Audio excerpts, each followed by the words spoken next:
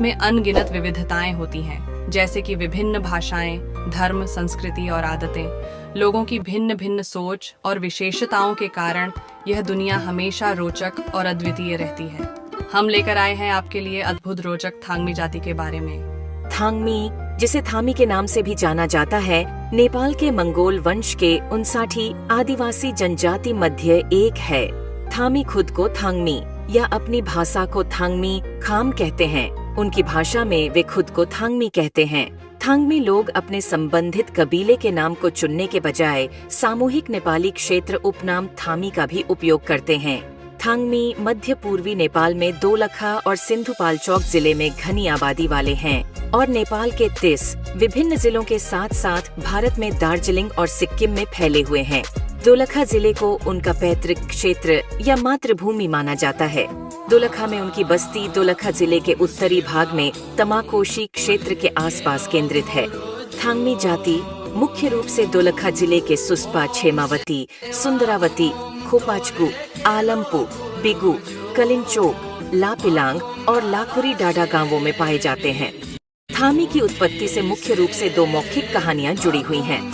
पहली धारणा यह है कि थामी किराती के उत्तराधिकारी थे, जिन्होंने लिच्छवी शासक के अतिक्रमण तक कई वर्षों तक काठमांडू में शासन किया था।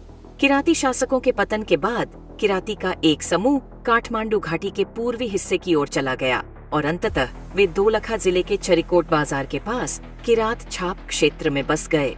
पौराणिक कथाओं के अनुसार उनकी मौखिक परंपरा के आधार पर, जिसे पालाखे के नाम से जाना जाता है, वे याप्ती छुकू और सोनारी आजी के उत्तराधिकारी हैं, जो प्राचीन काल में सिमरोनगढ़ से तमाकोशी नदी के किनारे यात्रा करते हुए तमाकोशी के शिखर पर पहुँचे थे।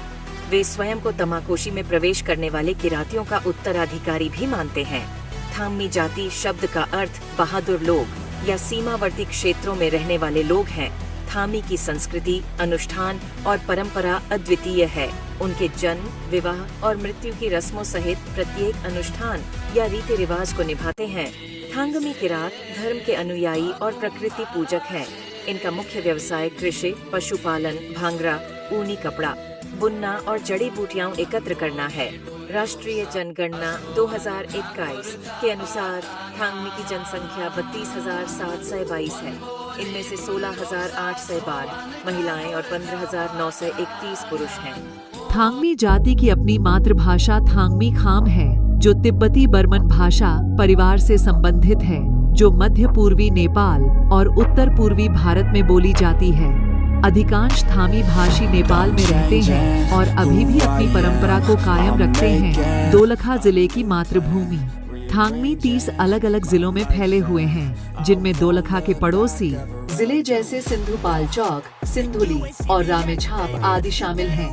नवीनतम राष्ट्रीय जनगणना 2021 के अनुसार कुल 32,743 जनसंख्या में से थांगमी जाति की कुल जनसंख्या का 81% अपनी मातृभाषा बोलते हैं। थामी भाषा की कोई लिखित लिपि नहीं है। हाल ही में थांगमी जाति का मातृभाषा में लेखन और प्रकाशन में वृद्धि हुई है। थामी भाषा में अब तक 3 अलग अलग शब्दकोश प्रकाशित हो चुके हैं और सिलो के पालाखे की लेखन शुरू हुआ है। लेकिन पिछले समय में थामी जाति के लोग अपनी धर्म संस्कृति प्रति चिंतित हैं, क्योंकि इनके ऊपर भी धार्मिक और सांस्कृतिक अतिक्रमण हुआ है। अपने मौलिक धर्म छोड़कर विदेशी धर्म में प्रवेश दिनानुदिन बढ़ता जा रहा है। धन्यवाद दोस्तों, आज के लिए इतना ही। फिर आपके लिए विभिन्न इतिहास खोज तलाश करके आएंगे।